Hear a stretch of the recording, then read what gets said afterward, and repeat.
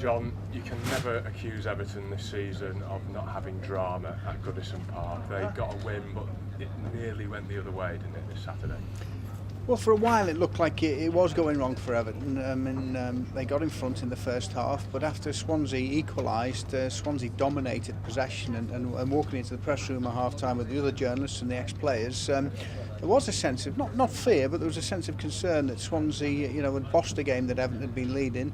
And you wondered in the second half, if it continued like that, whether Everton would get out of there with frankly anything to show for it.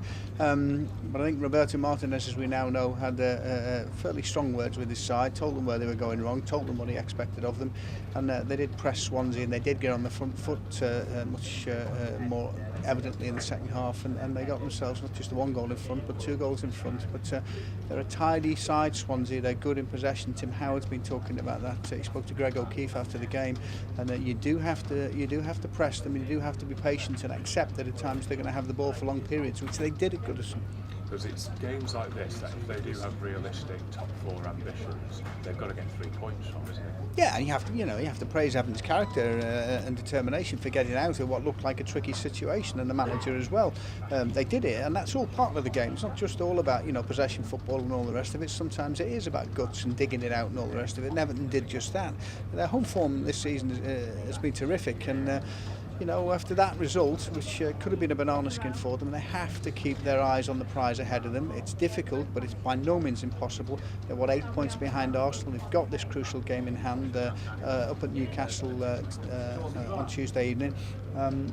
And then, of course, not too far away in early April, they've got Arsenal to come to Goodison. So, if they can win the game in hand, if they can turn the Gunners over, and we've seen the problems they've got, Arsenal are going backwards, and Everton could find themselves just 2 points behind Arsenal with, still a significant number of games to go. And, that signals to Everton and Evertonians that there is still every chance of them getting in this top 4. It'll be difficult, but they won't give up, and nor should they.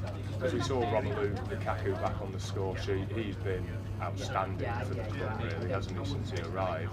You need players like that firing right the way through the running. Yeah, no, great to see him back, and he looks back to his best. You know what he is really. He's a threat inside the penalty area and in and around the 6-yard box.